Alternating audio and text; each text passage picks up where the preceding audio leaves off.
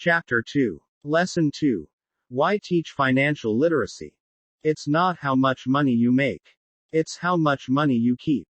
In 1990, Mike took over his father's empire and is, in fact, doing a better job than his dad did. We see each other once or twice a year on the golf course. He and his wife are wealthier than you could imagine. Rich Dad's empire is in great hands, and Mike is now grooming his son to take his place, as his dad had groomed us.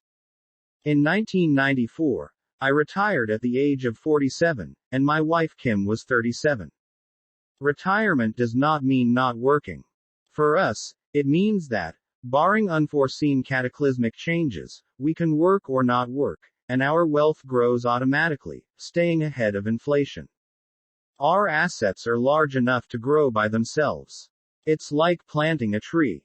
You water it for years, and then one day it doesn't need you anymore. Its roots are implanted deep enough. Then the tree provides shade for your enjoyment. Mike chose to run the empire, and I chose to retire. Whenever I speak to groups of people, they often ask what I would recommend that they do. How do I get started? Is there a book you would recommend? What should I do to prepare my children? What is your secret to success? How do I make millions? Whenever I hear one of these questions, I'm reminded of the following story.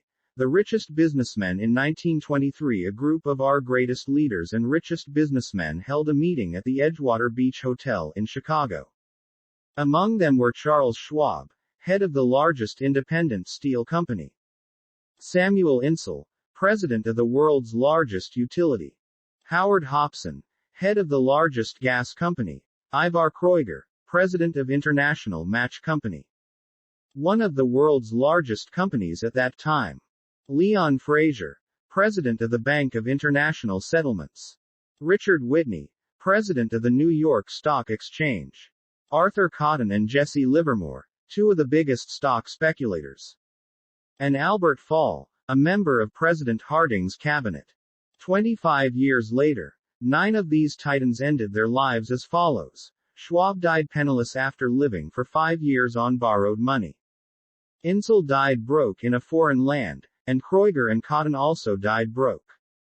Hopson went insane. Whitney and Albert Fall were released from prison, and Fraser and Livermore committed suicide. I doubt if anyone can say what really happened to these men. If you look at the date, 1923, it was just before the 1929 market crash and the Great Depression, which I suspect had a great impact on these men and their lives. The point is this. Today we live in times of greater and faster change than these men did. I suspect there will be many booms and busts in the coming years that will parallel the ups and downs these men faced. I am concerned that too many people are too focused on money and not on their greatest wealth, their education. If people are prepared to be flexible, keep an open mind and learn, they will grow richer and richer despite tough changes. If they think money will solve problems, they will have a rough ride. Intelligence solves problems and produces money. Money without financial intelligence is money soon gone. Most people fail to realize that in life, it's not how much money you make. It's how much money you keep. We've all heard stories of lottery winners who are poor, then suddenly rich, and then poor again. They win millions, yet are soon back where they started. Or stories of professional athletes, who at the age of 24 are earning millions, but are sleeping under a bridge 10 years later. I remember a story of a young basketball player who a year ago had millions. Today, at just 29, he claims his friends, attorney, and accountant took his money, and he was forced to work at a car wash for minimum wage. He was fired from the car wash because he refused to take off his championship ring as he was wiping off the cars. His story made national news and he is appealing his termination, claiming hardship and discrimination. He claims that the ring is all he has left and if it was stripped away, he'll crumble. I know so many people who became instant millionaires. And while I am glad some people have become richer and richer, I caution them that in the long run, it's not how much money you make. It's how much you keep, and how many generations you keep it. So when people ask, where do I get started? Or, tell me how to get rich quick, they often are greatly disappointed with my answer. I simply say to them what my rich dad said to me when I was a little kid. If you want to be rich, you need to be financially literate. That idea was drummed into my head every time we were together. As I said, my educated dad stressed the importance of reading books, while my rich dad stressed the need to master financial literacy. If you are going to build the Empire State Building, the first thing you need to do is dig a deep hole and pour a strong foundation.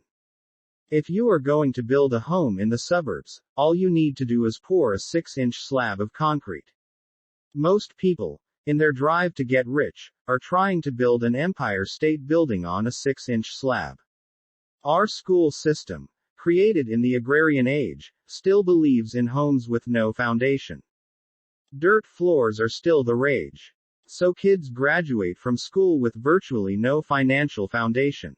One day, sleepless and deep in debt in suburbia, living the American dream, they decide that the answer to their financial problems is to find a way to get rich quick. Construction on the skyscraper begins. It goes up quickly, and soon, instead of the Empire State Building, we have the Leaning Tower of suburbia. The sleepless nights return. As for Mike and me in our adult years, both of our choices were possible because we were taught to pour a strong financial foundation when we were just kids. Accounting is possibly the most confusing, boring subject in the world, but if you want to be rich long-term, it could be the most important subject. For Rich Dad, the question was how to take a boring and confusing subject and teach it to kids. The answer he found was to make it simple by teaching it in pictures. My rich dad poured a strong financial foundation for Mike and me. Since we were just kids, he created a simple way to teach us. For years he only drew pictures and used few words. Mike and I understood the simple drawings, the jargon, the movement of money, and then in later years, Rich Dad began Rich People Acquire adding numbers. Today, Mike has gone assets. The poor and on to master much more complex and middle class acquire sophisticated accounting analysis because he had to in order to run his empire. I am liabilities that they not as sophisticated because my empire think or assets is smaller, yet we come from the same simple foundation. Over the following pages, I offer to you the same simple line drawings Mike's dad created for us. Though basic, those drawings helped guide two little boys in building great sums of wealth on a solid and deep foundation. Rule number 1. You must know the difference between an asset and a liability, and buy assets. If you want to be rich, this is all you need to know. It is rule number 1. It is the only rule. This may sound absurdly simple, but most people have no idea how profound this rule is. Most people struggle financially because they do not know the difference between an asset and a liability. Rich people acquire assets. The poor and middle class acquire liabilities that they think are assets, said Rich Dad. When Rich Dad explained this to Mike and me, we thought he was kidding.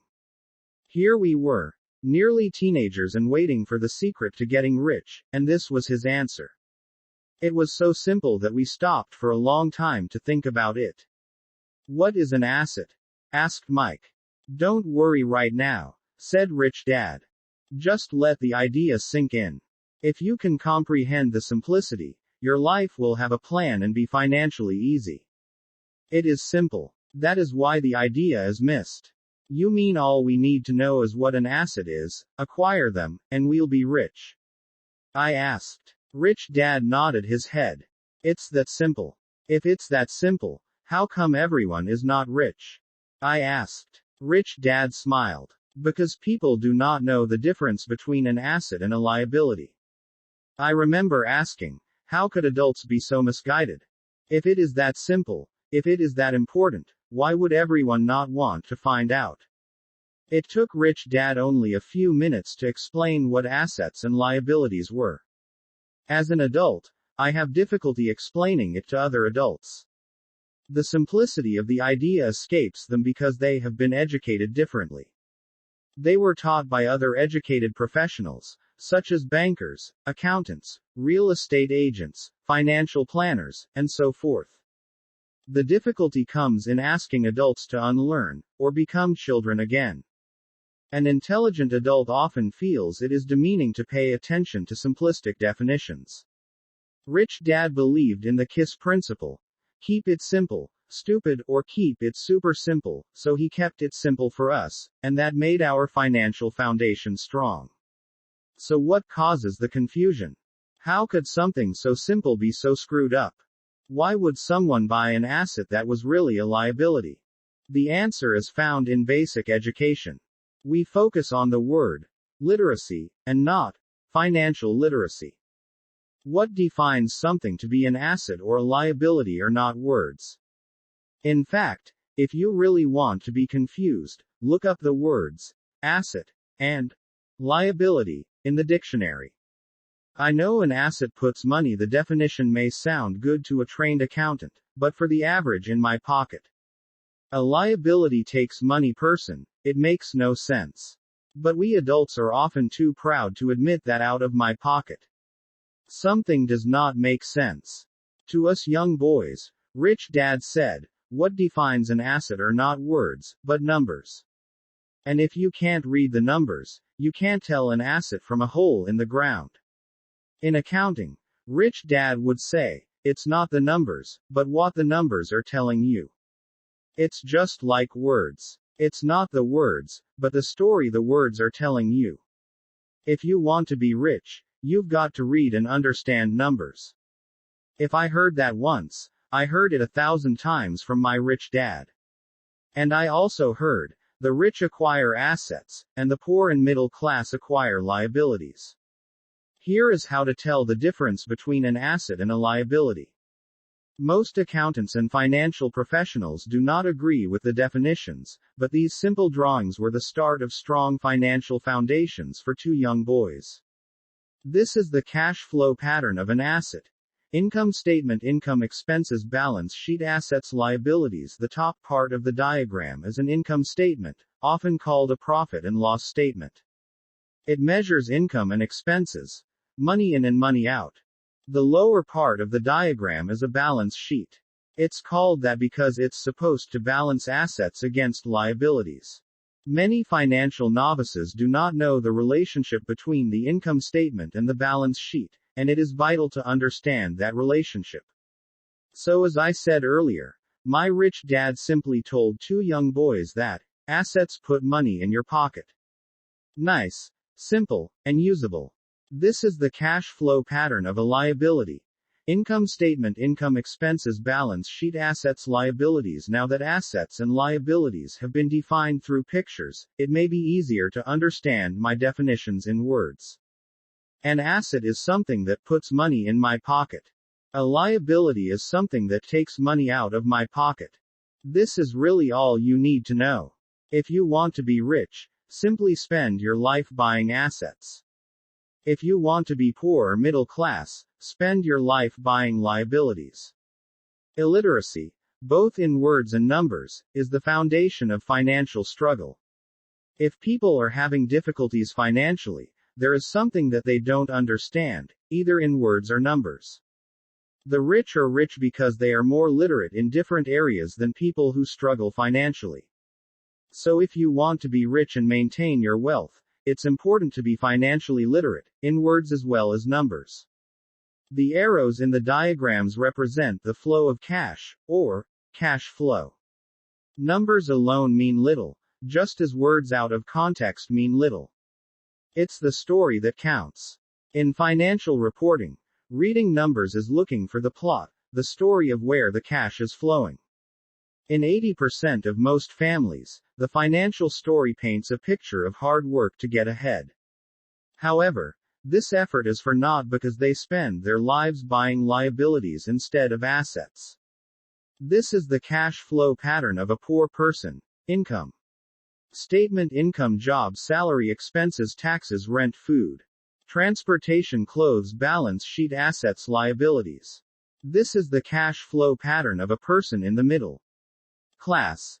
Income statement, job, income, salary, expenses. Taxes, mortgage payment, car payment, credit card payment, school loan payment, balance sheet, assets, liabilities, mortgage, car loans, credit card debt, school loans. This is the cash flow pattern of a rich person. Income statement: income, rental income, dividend, interest, royalties, expenses, taxes, mortgage payment, balance sheet, assets, liabilities, real estate, stocks, bonds, notes, intellectual property, mortgage, consumer loans, credit cards. All of these diagrams are obviously oversimplified. Everyone has living expenses, the need for food, shelter, and clothing.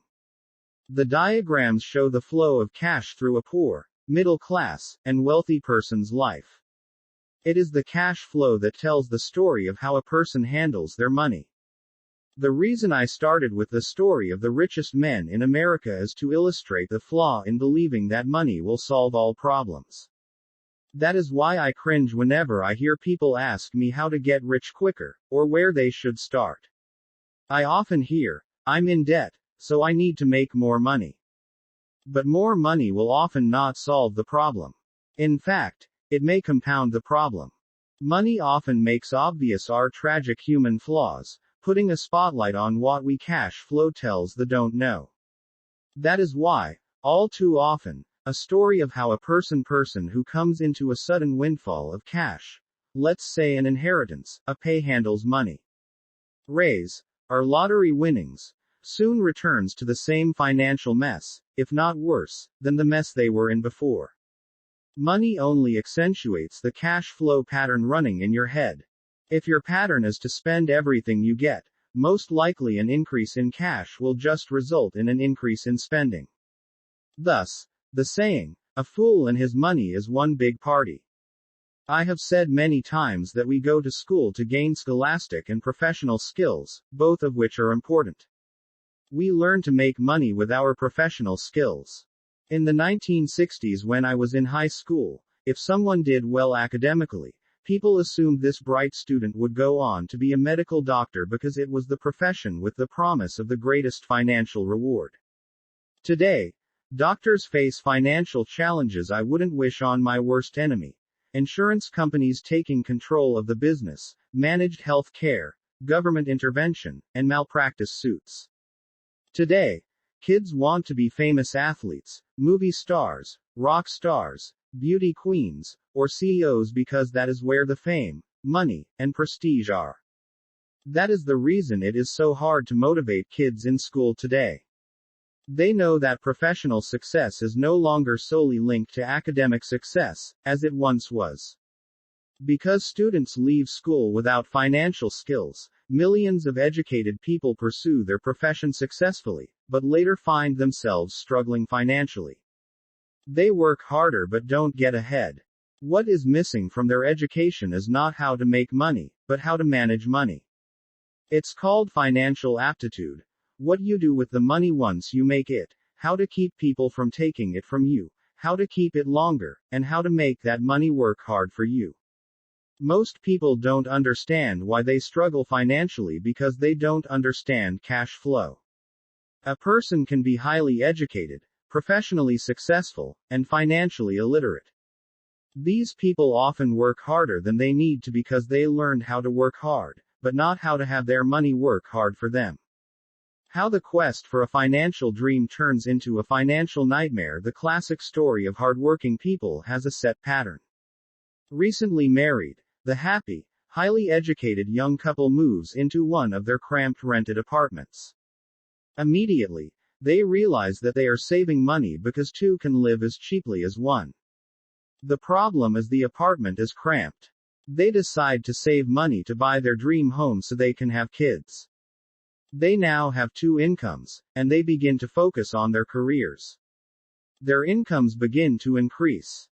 As their incomes go up, their expenses go up as well. The number one expense for most people is taxes. Many people think it's income tax, but for most Americans, their highest tax is Social Security. As an employee, it appears as if the Social Security tax combined with the Medicare tax rate is roughly 7.5%, but it's really 15% since the employer must match the Social Security amount. In essence, it is money the employer can't pay you. On top of that, You still have to pay income tax on the amount deducted from your wages for Social Security tax, income you never received because it went directly to Social Security through withholding. Going back to the young couple, as a result of their incomes increasing, they decide to buy the house of their dreams. Once in their house, they have a new tax, called property tax. Then they buy a new car, new furniture, and new appliances to match their new house. All of a sudden, they wake up and their liabilities column is full of mortgage and credit card debt. Their liabilities go up. They're now trapped in the rat race. Pretty soon a baby comes along and they work harder. The process repeats itself. Higher incomes cause higher taxes, also called bracket creep. A credit card comes in the mail. They use it and max it out. A loan company calls and says their greatest asset, their home, has appreciated in value. Because their credit is so good, the company offers a bill consolidation loan and tells them the intelligent thing to do is clear off the high-interest consumer debt by paying off their credit card.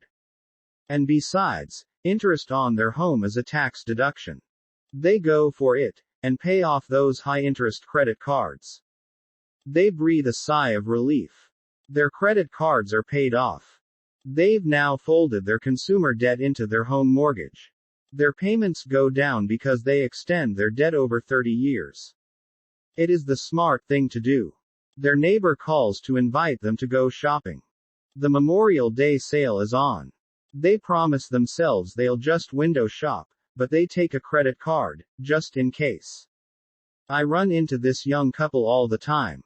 Their names change, but their financial dilemma is the same. They come to one of my talks to hear what I have to say. They ask me, "Can you tell us how to make more money?" They don't understand that their trouble is really how they choose to spend the money they do have. It is caused by financial illiteracy and not understanding the difference between an asset and a liability. More money seldom solves someone's money problems. Intelligence solves problems. There is a saying a friend of mine says over and over to people in debt: if you find you have dug yourself into a hole, stop digging. As a child, my dad often told us that the Japanese were aware of three powers: the power of the sword, the jewel, and the mirror. The sword symbolizes the power of weapons. America has spent trillions of dollars on weapons and, because of this, is a powerful military presence in the world. The jewel symbolizes the power of money. There is some degree of truth to the saying, remember the golden rule. He who has the gold makes the rules. The mirror symbolizes the power of self-knowledge. This self-knowledge, according to Japanese legend, was the most treasured of the three. All too often, the poor and middle class allow the power of money to control them. By simply getting up and working harder, failing to ask themselves if what they do makes sense, they shoot themselves in the foot as they leave for work every morning. By not fully understanding money, the vast majority of people allow its awesome power to control them. If they used the power of the mirror, they would have asked themselves, does this make sense? All too often, instead of trusting their inner wisdom, that genius inside, most people follow the crowd. They do things because everybody else does them. They conform, rather than question. Often, they mindlessly repeat what they have been told. Diversify. Your home is an asset. Your home is your biggest investment. You get a tax break for going into greater debt. Get a safe job. Don't make mistakes. Don't take risks. It is said that the fear of public a person can be highly speaking is a fear greater than educated, professionally death for most people. According to psychiatrists, the fear of public successful and speaking is caused by the fear of financially illiterate. Ostracism, the fear of standing out, the fear of criticism, the fear of ridicule, and the fear of being an outcast. The fear of being different prevents most people from seeking new ways to solve their problems. That is why my educated dad said the Japanese valued the power of the mirror the most, for it is only when we look into it that we find truth. Fear is the main reason that people say, play it safe. That goes for anything. Be it sports, relationships, careers, or money.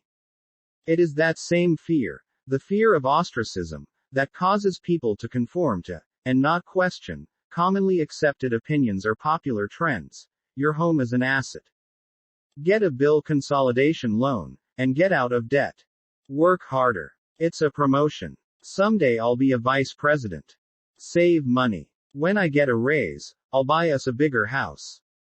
Mutual funds are safe. Many financial problems are caused by trying to keep up with the Joneses. Occasionally, we all need to look in the mirror and be true to our inner wisdom rather than our fears. By the time Mike and I were 16 years old, we began to have problems in school. We were not bad kids.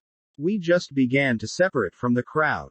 We worked for Mike's dad after school and on weekends.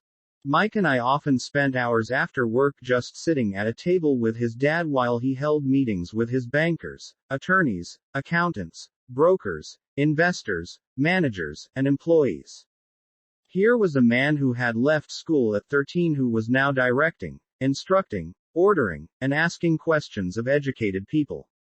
They came at his beck and call, and cringed when he didn't approve of them. Here was a man who had not gone along with the crowd. He was a man who did his own thinking and detested the words, "We have to do it this way because that's the way everyone else does it."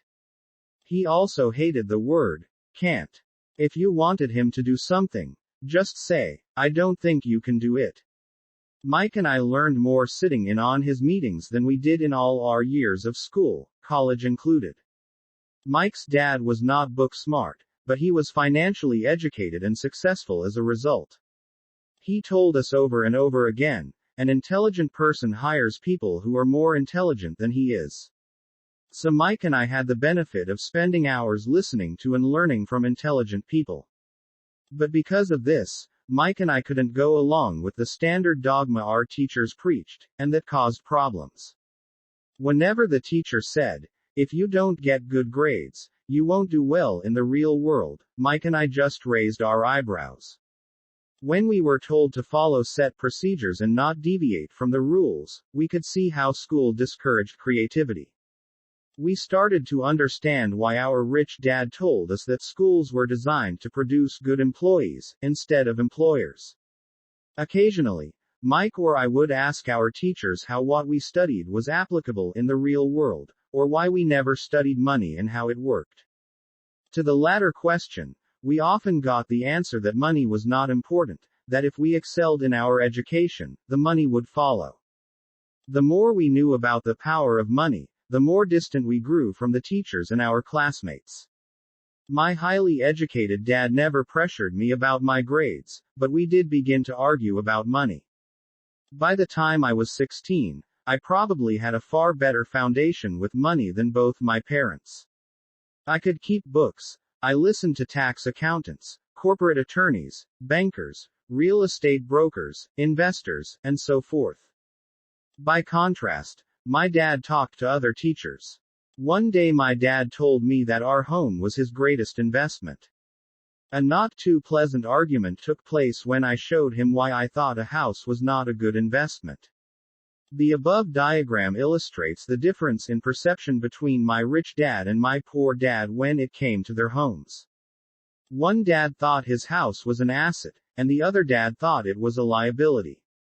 I remember when I drew the following diagram for my dad showing him the direction of cash flow. I also showed him the ancillary expenses that went along with owning the home. A bigger home meant bigger expenses, and the cash flow kept going out through the expense column. Today, people still challenge me on the idea of a house not being an asset. I know that for many people, it is their dream as well as their largest investment. And owning your own home is better than nothing. I simply offer an alternate way of looking at this popular dogma. If my wife and I were to buy a bigger, flashier house, we realize it wouldn't be an asset. It would be a liability since it would take money out of our pocket. So here is the argument I put forth. I really don't expect most people to agree with it because your home is an emotional thing, and when it comes to money, high emotions tend to lower financial intelligence. I know from personal experience that money has a way of making every decision emotional. When it comes to houses, most people work all their lives paying for a home they never own. In other words, most people buy a new house every few years, each time incurring a new 30-year loan to pay off the previous one. Even though people receive a tax deduction for interest on mortgage payments, they pay for all their other expenses with after-tax dollars, even after they pay off their mortgage. My wife's parents were shocked when the property taxes on their home increased to $1,000 a month. This was after they had retired, so the increase put a strain on their retirement budget, and they felt forced to move. Houses do not always go up in value. I have friends who owe $1 million for a home that today would sell for far less. The greatest losses of all are those from missed opportunities. If all your money is tied up in your house, you may be forced to work harder because your money continues blowing out of the expense column, instead of adding to the asset column, the classic middle-class cash flow pattern. If a young couple would put more money into their asset column early on, their later years would be easier. Their assets would have grown and would be available to help cover expenses. All too often, a house only serves as a vehicle for incurring a home equity loan to pay for mounting expenses. In summary, the end result in making a decision to own a house that is too expensive in lieu of starting an investment portfolio impacts an individual in at least the following 3 ways. 1. Loss of time, during which other assets could have grown in value. 2. Loss of additional capital, which could have been invested instead of paying for high-maintenance expenses related directly to the home. 3. Loss of education. Too often, people count their house and savings and retirement plans as all they have in their asset column. Because they have no money to invest, they simply don't invest. This costs them investment experience. Most never become what the investment world calls a sophisticated investor. And the best investments are usually first sold to sophisticated investors, who then turn around and sell them to the people playing it safe. I am not saying don't buy a house. What I am saying is that you should understand the difference between an asset and a liability. When I want a bigger house, I first buy assets that will generate the cash flow to pay for the house. My educated dad's personal financial statement best demonstrates the life of someone caught in the rat race.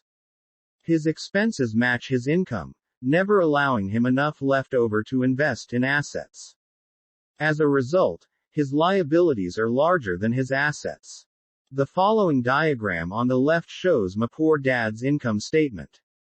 It is worth 1,000 words. It shows that his income and expenses are equal while his liabilities are larger than his assets.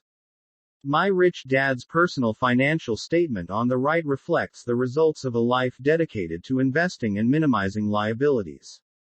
Why the Rich Get Richer. A review of my rich dad's financial statement shows why the rich get richer.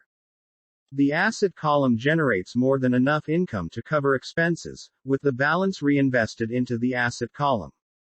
The asset column continues to grow and, therefore, the income it produces grows with it. The result is that the rich get richer. Why the middle class struggle. The middle class finds itself in a constant state of financial struggle. Their primary income is through their salary. As their wages increase, so do their taxes. Their expenses tend to increase in proportion to their salary increase. Hence, the phrase, the rat race. They treat their home as their primary asset, instead of investing in income-producing assets. This pattern of treating your home as an investment, and the philosophy that a pay raise means you can buy a larger home or spend more, is the foundation of today's debt-ridden society.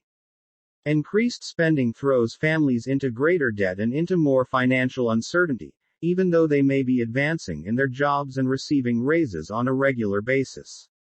This is high-risk living caused by weak financial education. The massive loss of jobs in recent times proves how shaky the middle class really is financially. Company pension plans are being replaced by 401k plans. Social Security is obviously in trouble and can't be relied upon as a source for retirement. Panic has set in for the middle class. Today, mutual funds are popular because they supposedly represent safety. Average mutual fund buyers are too busy working to pay taxes and mortgages, save for their children's college, and pay off credit cards. They do not have time to study investing, so they rely on the expertise of the manager of a mutual fund. Also, because the mutual fund includes many different types of investments, they feel their money is safer because it is diversified. This educated middle class subscribes to the dogma put out by mutual fund brokers and financial planners: play it safe. Avoid risk. The real tragedy is that the lack of early financial education is what creates the risk faced by average middle class people. The reason they have to play it safe is because their financial positions are tenuous at best. Their balance sheets are not balanced. Instead, they are loaded with liabilities and have no real assets that generate income. Typically, their only source of income is their paycheck. Their livelihood becomes entirely dependent on their employer.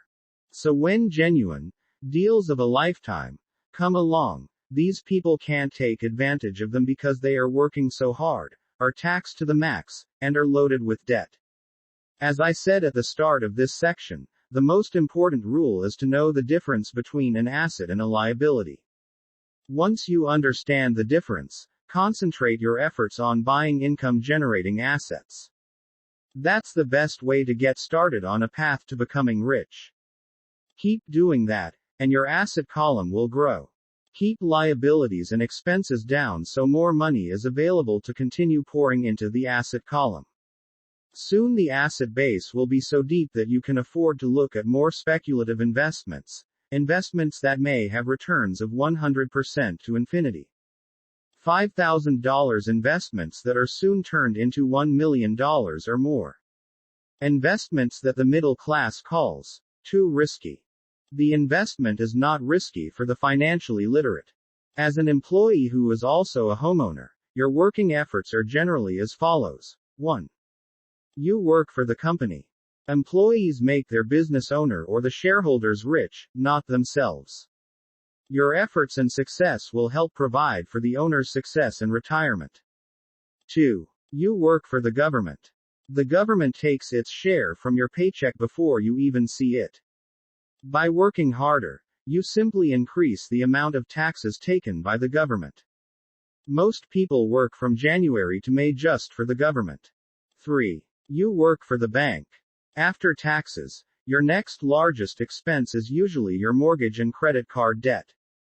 The problem with simply working harder is that each of these three levels takes a greater share of your increased efforts.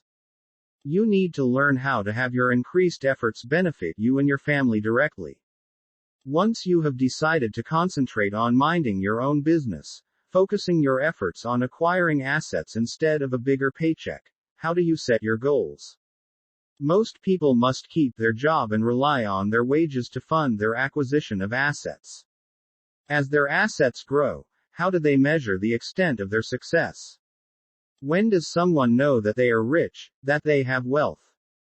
As well as having my own definitions for assets and liabilities, I also have my own definition for wealth.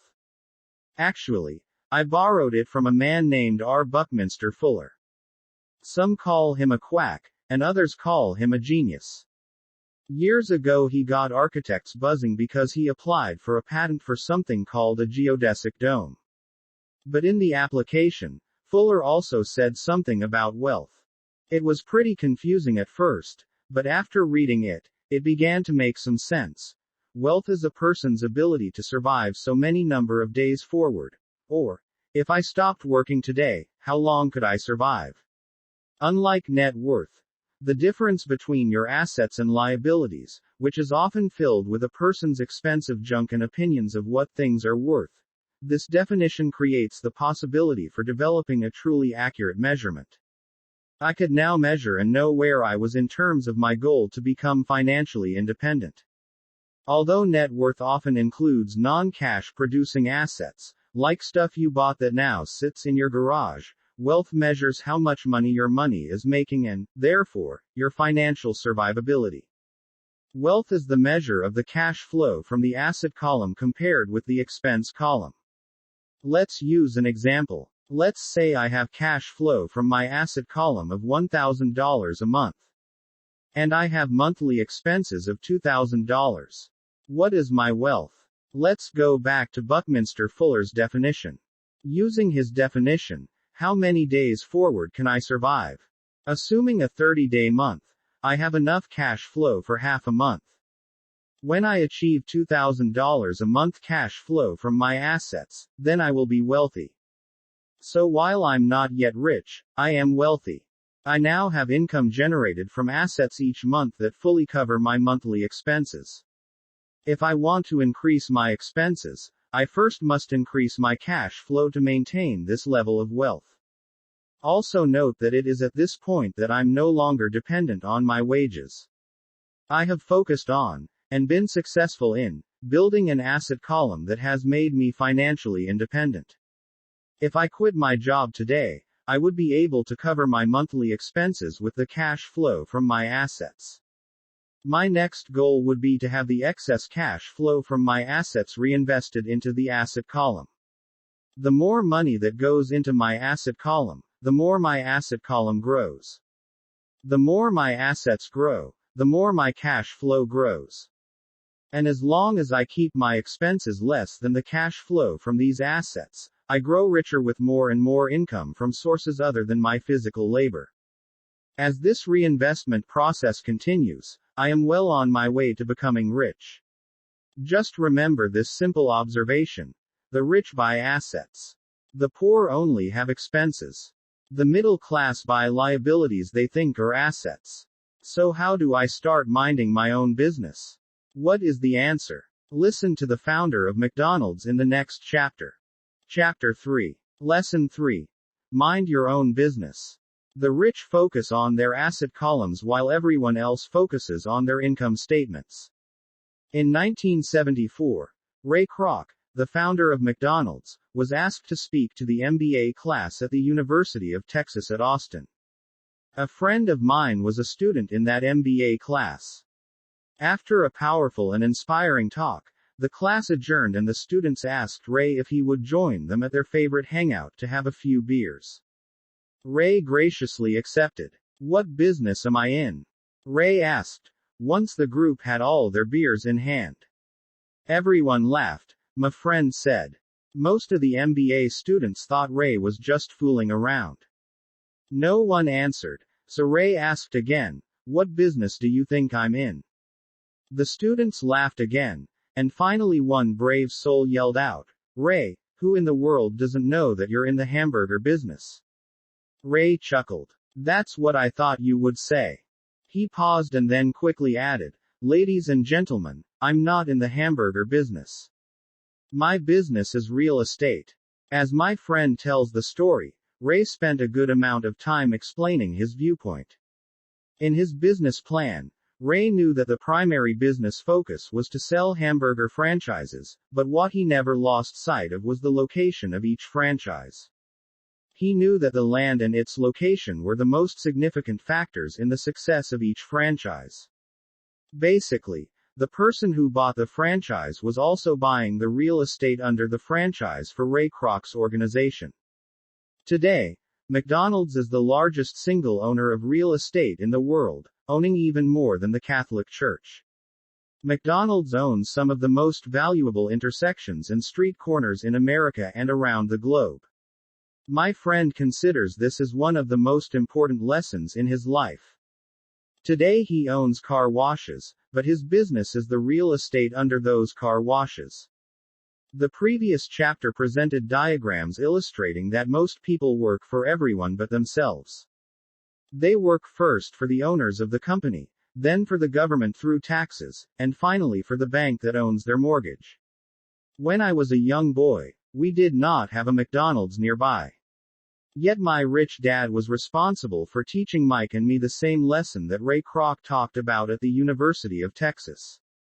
It is secret number 3 of the rich. That secret is, mind your own business. Financial struggle is often directly the result of people working all their lives for someone else.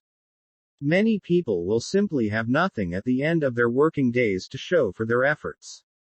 Our current educational system focuses on preparing today's youth to get good jobs by developing scholastic skills. Their lives will revolve around their wages or, as described earlier, their income column. Many will study further to become engineers, scientists, cooks, police officers, artists, writers, and so on. These professional skills allow them to enter the workforce and work for money. But there is a big difference between your profession and your business. Often I ask people, "What is your business?" And they will say, "Oh, I'm a banker." Then I ask them if they own the bank. And they usually respond, "No, I work there." In that instance, they have confused their profession with their business. Their profession may be a banker, but they still need their own business. A problem with school is that you often become what you study. So if you study cooking, you become a chef. If you study the law, you become an attorney, and a study of auto mechanics makes you a mechanic. The mistake in becoming what you study is that too many people forget to mind their own business. They spend their lives minding someone else's business and making that person rich. To become financially secure, a person needs to mind their own business. Your business revolves around your asset column, not your income column. As stated earlier, the number one rule is to know the difference between an asset and a liability, and to buy assets. The rich focus on their asset columns, while everyone else focuses on their income statements. That is why we hear so often, "I need a raise. If only I had a promotion. I am going back to school to get more training so I can get a better job. I am going to work overtime. Maybe I can get a financial struggle as second job." Often the result of in some circles, these are sensible people working all their lives for someone else. Ideas. But you are still not minding your own business. These ideas all still focus on the income column and will only help a person become more financially secure if the additional money is used to purchase income-generating assets. The primary reason the majority of the poor and middle class are fiscally conservative, which means, I can't afford to take risks, is that they have no financial foundation. They have to cling to their jobs and play it safe. When downsizing became the in thing to do, millions of workers found out their largest so-called asset, their home, was eating them alive. Their asset was costing them money every month. Their car, another asset, was eating them alive. The golf clubs in the garage that cost $1,000 were not worth $1,000 anymore. Without job security, they had nothing to fall back on. What they thought were assets could not help them survive in a time of financial crisis. I assume most of us have filled out a credit application to buy a house or a car. It's always interesting to look at the net worth section because of what accepted banking and accounting practices allow a person to count as assets. One day when I wanted a loan, my financial position did not look too good. So I added my new golf clubs, my art collection, books, electronics, Armani suits, wristwatches, shoes, and other personal effects to boost the number in the asset column. But I was turned down because I had too much investment real estate.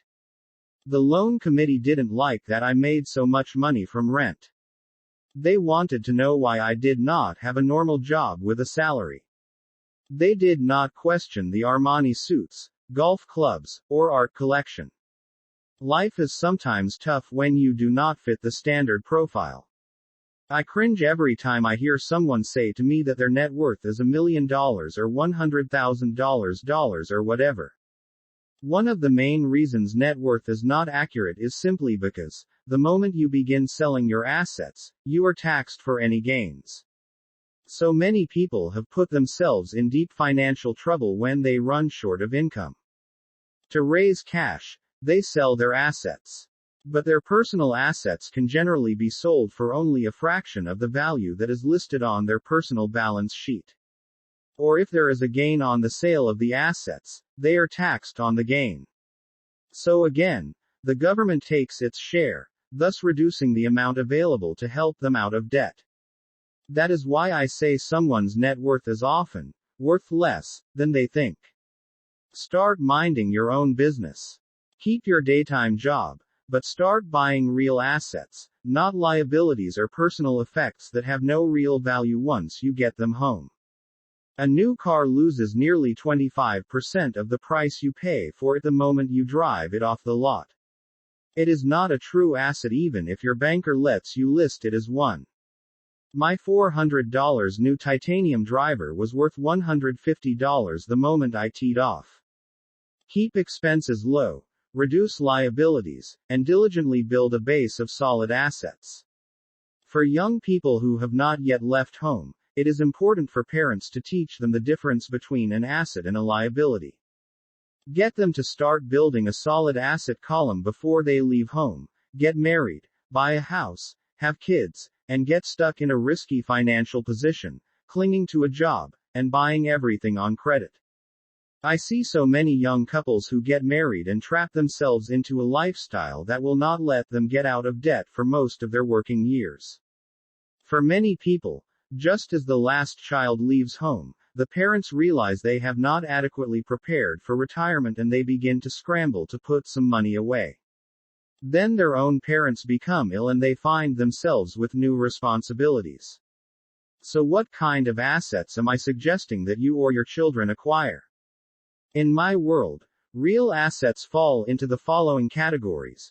Businesses that do not require my presence, I own them, but they are managed or run by other people. If I have to work there, it's not a business. It becomes my job. Stocks, bonds, income-generating real estate, notes, IOUs, royalties from intellectual property such as music, scripts, and patents, anything else that has value, produces income or appreciates, and has a ready market. As a young boy, my educated dad encouraged me to find a safe job. But my rich dad encouraged me to begin acquiring assets that I loved. If you don't love it, you won't take care of it. I collect real estate simply because I love buildings and land. I love shopping for them, and I could look at them all day long. When problems arise, the problems aren't so bad that it changes my love for real estate. For people who hate real estate, they shouldn't buy it. I also love stocks of small companies, especially startups, because I am an entrepreneur, not a corporate person. In my early years, I worked in large organizations, such as Standard Oil of California, the U.S. Marine Corps, and Xerox Corp. I enjoyed my time with those organizations and have fond memories, but I know deep down I am not a company man. I like starting companies, not running them. So my stock buys are usually of small companies. Sometimes I even start the company and take it public. Fortunes are made in new stock issues, and I love the game. Many people are afraid of small cap companies and call them risky, and they are. But that risk is diminished if you love what the start minding your own investment is, understand it, and know business. Keep your the game. With small companies, my daytime job, but start investment strategy is to be out of the buying real assets, stock in a year. On the other hand, my real estate strategy is to start small and not liabilities. Keep trading up for bigger properties and, therefore, delay paying taxes on the gain. This allows the value to increase dramatically. I generally hold real estate less than 7 years. For years, even while I was with the Marine Corps and Xerox, I did what my rich dad recommended. I kept my day job, but I still minded my own business. I was active in my asset column trading real estate and small stocks. Rich dad always stressed the importance of financial literacy. The better I was at understanding the accounting and cash management, the better I would be at analyzing investments and eventually starting and building my own company. I don't encourage anyone to start a company unless they really want to. Knowing what I know about running a company, I wouldn't wish that task on anyone. There are times when people can't find employment and starting a company seems like the best solution. But the odds are against success. 9 out of 10 companies fail in 5 years. Of those that survive the first 5 years, 9 out of every 10 of those eventually fail as well. So only if you really have the desire to own your own company do I recommend it. Otherwise, keep your day job and mind your own business. When I say mind your own business, I mean to build and keep your asset column strong. Once a dollar goes into it, never let it come out. Think of it this way. Once a dollar goes into your asset column, it becomes your employee. The best thing about money is that it works 24 hours a day and can work for generations. Keep your day job, be a great hard-working employee, but keep building that asset column. As your cash flow grows, you can indulge in some luxuries. An important distinction is that rich people buy luxuries last, while the poor and middle class tend to buy luxuries first.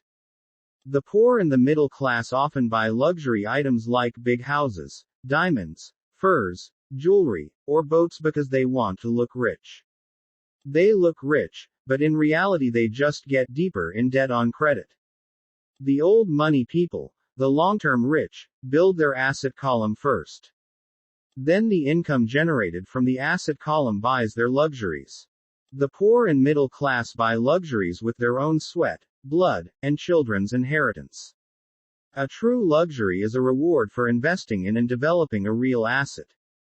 For example, when my wife Kim and I had extra money coming from our apartment houses, she went out and bought her Mercedes. It didn't take any extra work or risk on her part because the apartment house bought the car. She did, however, have to wait 4 years while the real estate investment portfolio grew and began generating enough extra cash flow to pay for the car. But the luxury, the Mercedes, was a true reward because she proved she knew how to grow her asset column. That car now means a lot more to her than simply another pretty car. It means she used her financial intelligence to afford it. Instead, most people impulsively go out and buy a new car, or some other luxury, on credit. They may feel bored and just want a new toy. Buying a luxury on credit often causes a person to eventually resent that luxury because the debt becomes a financial burden. After you've taken the time and invested in and built your own business, you are now ready to learn the biggest secret of the rich, the secret that puts the rich way ahead of the pack.